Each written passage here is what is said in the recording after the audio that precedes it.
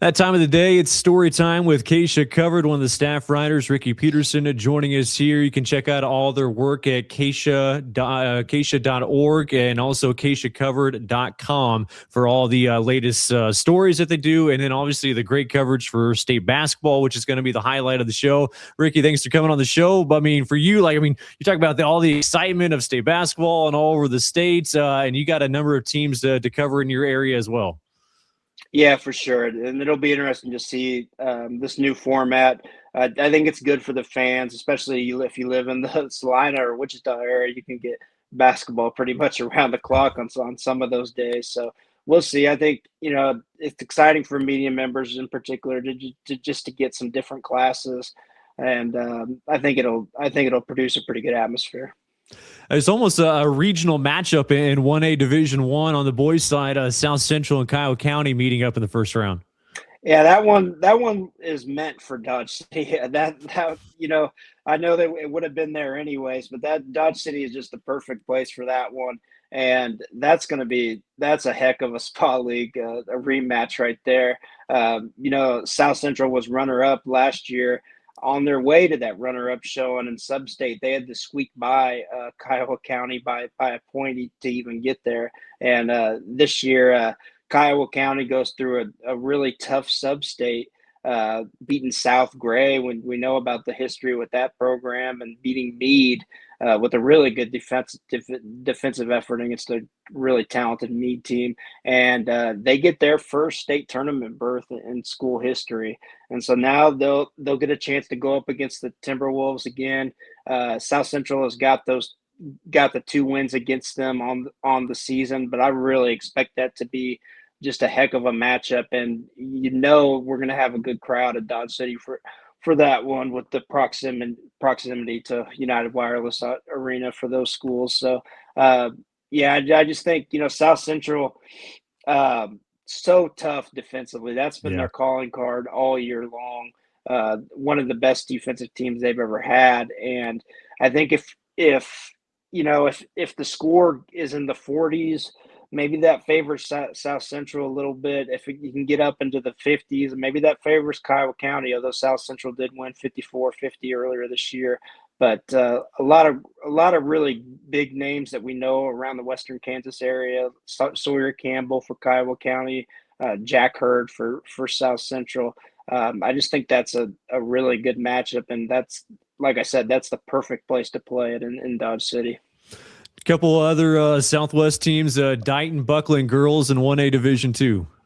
That's another one that's really going to be an interesting one.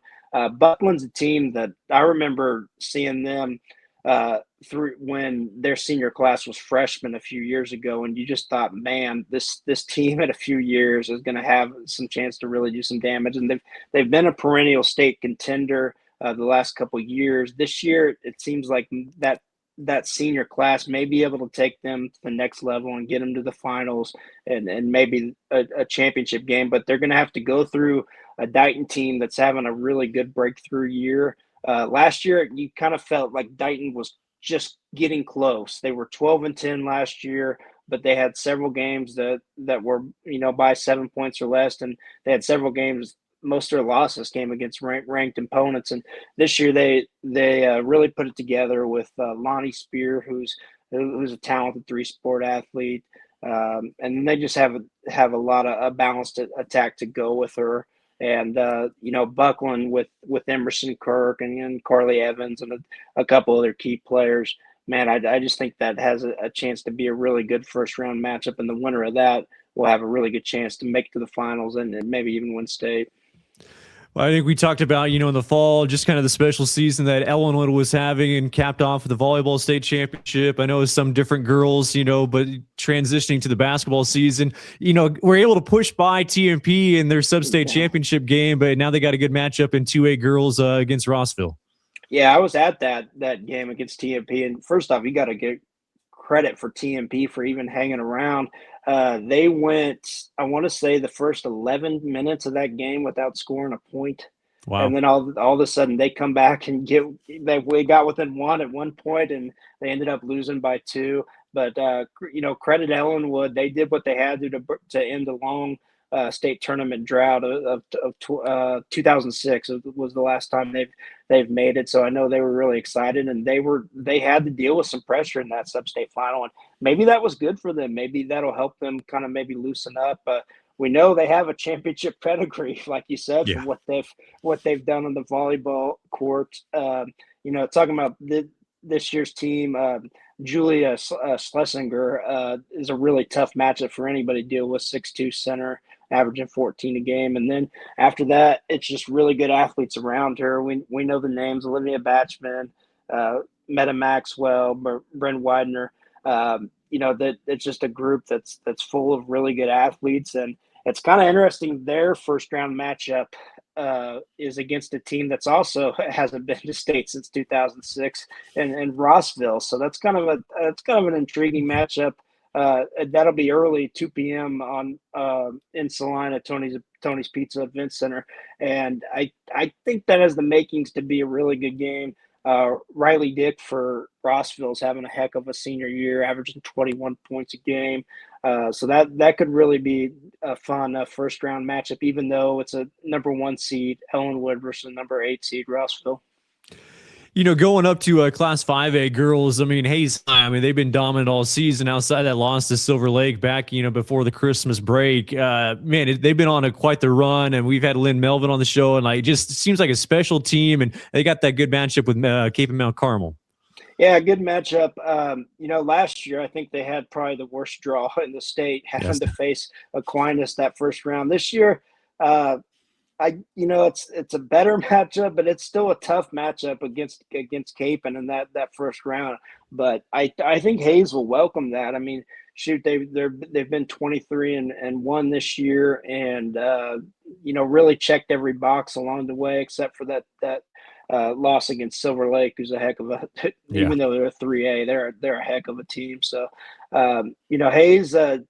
If you haven't seen Jenna Schmeidler play, sophomore, who I still feel like even though she's such a great player, she's flying under the radar a little bit as far as maybe the recruiting hasn't blown up, to my knowledge, yet as much as it might in the next couple of years. But she is so fun to watch. She's such a great ball handler and such a great shooter, and she's just having a heck of a sophomore year with 20 points per game. And Zoe Winter has had a really big breakthrough year for Hayes High in the post with 14 points per game and 6.5 rebounds a game. So I think this will be a good test for Hayes against a Capen team that's having another great year. Hayes, I think they would love to get 3 games at the state tournament. But if they do beat Capen, I think they have a really good shot at making the finals and maybe even getting that first state title in program history. Last game, I want to get your take on going in Class 3A boys. Holcomb, both their programs, both the girls and boys, have been a lot of fun to watch, and I'm really kind of excited to see how they fare at the state tournament this year. Yeah, they've kind of mirrored each other a little bit throughout the seasons. I think they've both had similarly great years, the girls and the boys. Boys, I know there's a lot of talk. It was a rough draw. I think Holcomb boys would have loved to play at Dodge, but playing Silver Lake, it was just too far of a distance. You have to be within that 250 miles. So that was too far to Dodge. So they're going to meet in Salina. Obviously, a little bit shorter trip for Silver Lake than Holcomb, but I think that's going to be a really, really good game. That is one of the highlights, I think, in that Tuesday slate. Silver Lake and Holcomb, and talking about Holcomb. This year, really strong, balanced attack. Obviously, Brody Denniston is the guy that kind of engineers everything for them. Really good athlete. We know about how great of a distance runner he is as well. Aiden Brown, Corbin Johnson.